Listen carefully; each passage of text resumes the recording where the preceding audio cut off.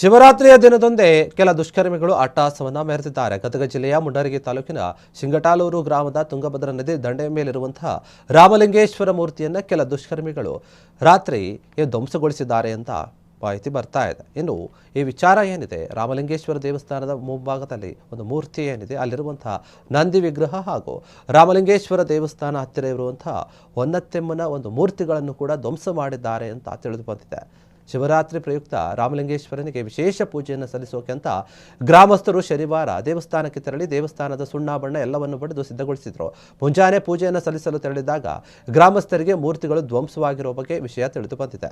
ಈ ಸುದ್ದಿ ತಿಳಿತಾ ಇದ್ದಂತೆಯೇ ಗ್ರಾಮಸ್ಥರು ತಂಡೋಪತಂಡವಾಗಿ ದೇವಸ್ಥಾನಕ್ಕೆ ತೆರಳಿ ದುಷ್ಕರ್ಮಿಗಳಿಗೆ ಇಡೀ ಶಾಪವನ್ನು ಹಾಕ್ತಾ ಇದ್ದಾರೆ. ಯಾರು ಈ ಕೃತ್ಯವನ್ನು ಎಸಗಿದ್ದಾರೆ ಎನ್ನುವುದರ ಬಗ್ಗೆ ಇನ್ನಷ್ಟೇ ಒಂದು ಗೊತ್ತಾಗಬೇಕಾಗಿದೆ. ಅದು ತನಿಖೆಯ ನಂತರ ಇದರ ಬಗ್ಗೆ ಸಂಬಂಧಪಟ್ಟ ಹಾಗೆ ಈಗಾಗಲೇ ಪೊಲೀಸರಿಗೆ ದೂರು ಕೂಡ ಸಲ್ಲಿಸಿದ್ದಾರೆ ಗ್ರಾಮಸ್ಥರು.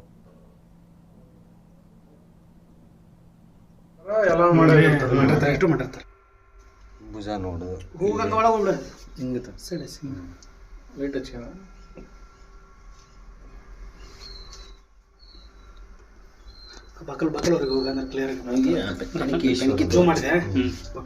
ಈಶ್ವರನು ಆಮೇಲೆ ಪೆಣಿಕೆ ಮಸ್ತ್ ಕ್ಲಿಯರಿಟಿ ಒಳಗೆ ಹೋಗು.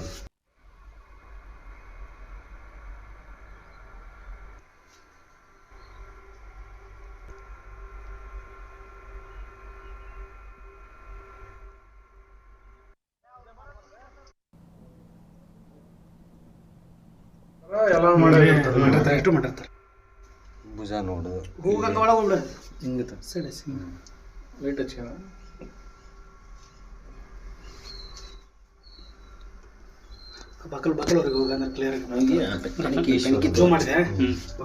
ಈಶ್ವರನು ಆಮೇಲೆ ಪೆಣಿಕೆ ಮಸ್ತ್ ಕ್ಲಿಯರಿಟಿ ಒಳಗೆ ಹೋಗು.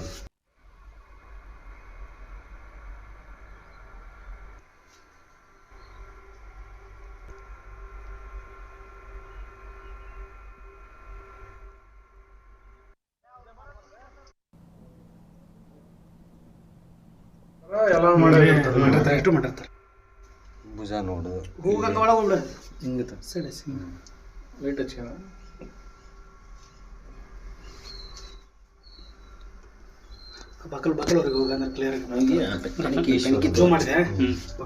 ಈಶ್ವರನು ಆಮೇಲೆ ಪೆಣಿಕೆ ಮಸ್ತ್ ಕ್ಲಿಯರಿಟಿ ಒಳಗೆ ಹೋಗು.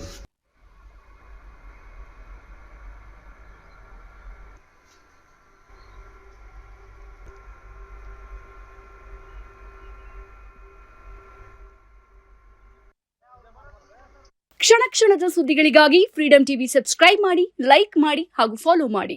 ಹೊಸ ಸುದ್ದಿಗಳ ನೋಟಿಫಿಕೇಶನ್ಗಾಗಿ ಬೆಲ್ ಐಕಾನ್ ಮೇಲೆ ಕ್ಲಿಕ್ ಮಾಡಿ.